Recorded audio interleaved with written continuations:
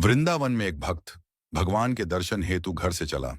जब मंदिर के पास वाली गली में पहुंचा तो देखा मंदिर के समीप एक मिठाई की दुकान थी।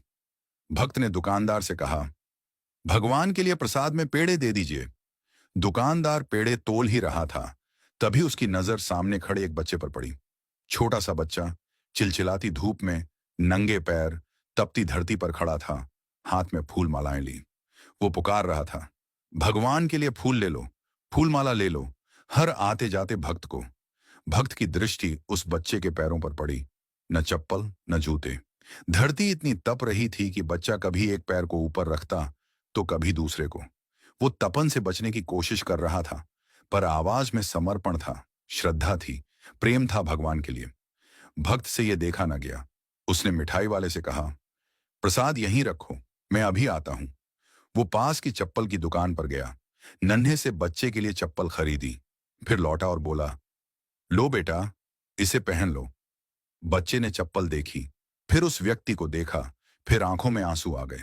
उसने पूछा, क्या आप श्री कृष्ण हैं?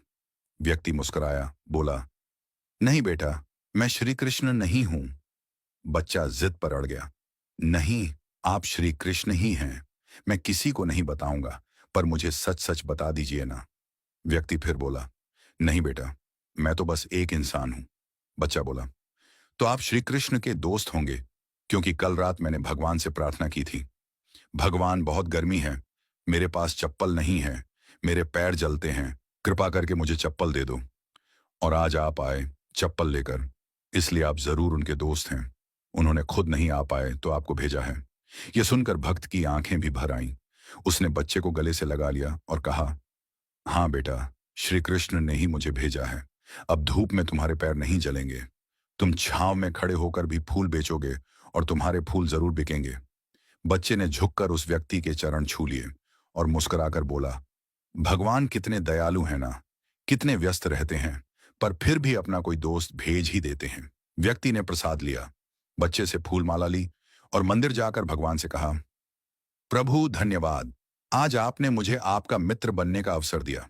दोस्तों, भगवान सबको एक मौका देते हैं उनका मित्र बनने का। यह हम पर निर्भर करता है कि हम उनके इस निमंत्रण को पहचानते हैं या नहीं। हर व्यक्ति, हर जीव भगवान के सामने नतमस्तक होता है, भगवान के सामने अपनी इच्छा रखता है, भगवान को अपने दुख बताता है, अपनी परेशानी बताता है, भगवान के साथ अपने हालात साझा करता है, और भगवान किसी भी जीव के भीतर प्रकट होकर के उस व्यक्ति की मदद करते हैं।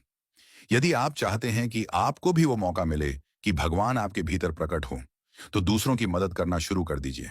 इससे आप भगवान के मित्र बन जाएंगे। क्या आप तैयार हैं भगवान के मित्र बनने के लिए?